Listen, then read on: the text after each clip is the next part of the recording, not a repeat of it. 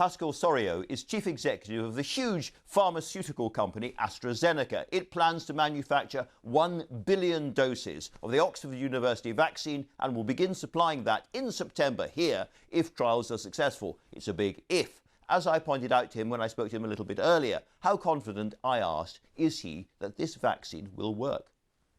We are quite confident that this vaccine will work, actually. The question would be whether it actually completely clear the virus or stop simply people from being sick. But this is, what happens with the flu vaccine, for instance. It simply stops people from being sick. And that's the question. The other question is, will people need a second dose? But overall, we are actually very confident it will work. So can I ask you about this trial of rhesus monkeys, which showed that after the vaccine was given to them, some did not get the disease, but they did have the virus in their noses afterwards. In other words, the virus itself hadn't been cleared, although they were not getting sick. Yeah, this was a small study, a small animal study in monkeys. Actually, what it showed is that the vaccine protected the animals against the disease. None of those animals developed pneumonia, lung disease. And that's exactly what I was raising a minute ago. Actually, the question around the vaccine is, will some patients need a second dose? And also, will the vaccine eliminate the virus from the body of the people or simply protect them against being sick? But being protected against being sick would already be a big plus. So that's really important. But it's possible that this vaccine will stop you going to hospital, stop you getting pneumonia and becoming very ill, but will allow the virus to carry on transmitting through the community until, I suppose, it reaches someone who hasn't been vaccinated.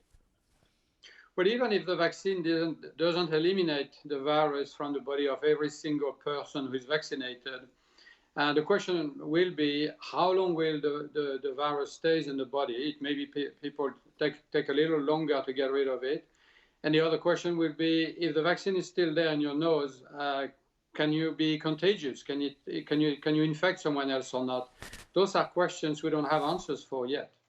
The Sunday Telegraph is reporting this morning that there's only a 50% chance of getting this vaccine going because the disease itself is disappearing so quickly in the community. Professor Adrian Hill, who's director of the Jenner Institute in Oxford, says at the moment there is a 50% chance we get no result at all. It's a race against the virus disappearing. Yes, absolutely.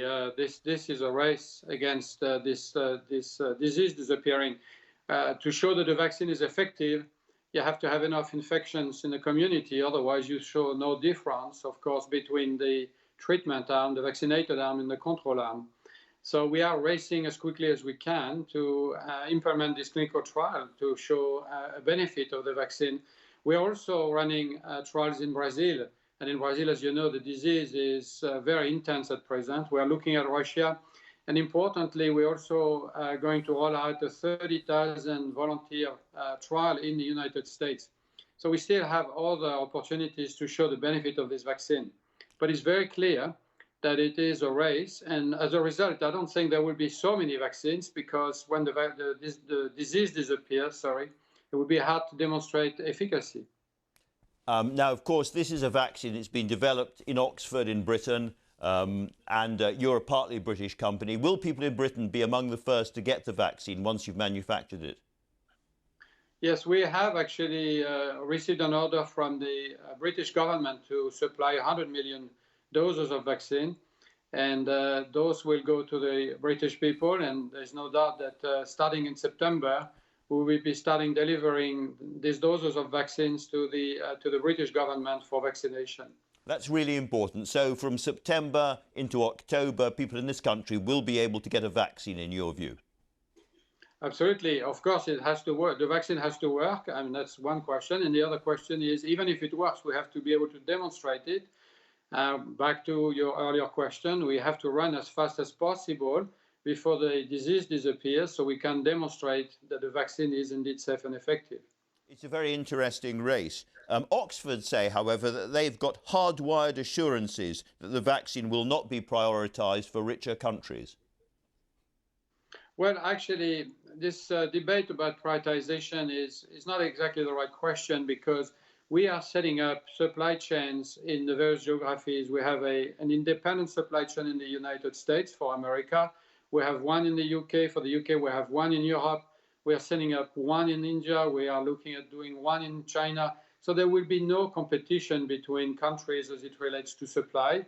I think everybody around the world will be able to get access to this vaccine, which will cost, a couple of pounds, really. We're doing it at cost, at no profit. So I don't think there will be a question of who gets it first. Everybody will be able to get it. And how much of it is being manufactured in the UK? The supply for the UK will be manufactured in the UK. The supply for Europe will be made in Europe with some product coming from the UK. But Europe is mostly going to be supplied from Europe and the UK from the UK. So you can see here there would be no competition between countries. We're really working hard to make sure we offer fair and equitable access to everybody around the world. Pascal Soriot, Chief Executive of AstraZeneca, thanks very much for joining us this morning. Thank you, Andrew.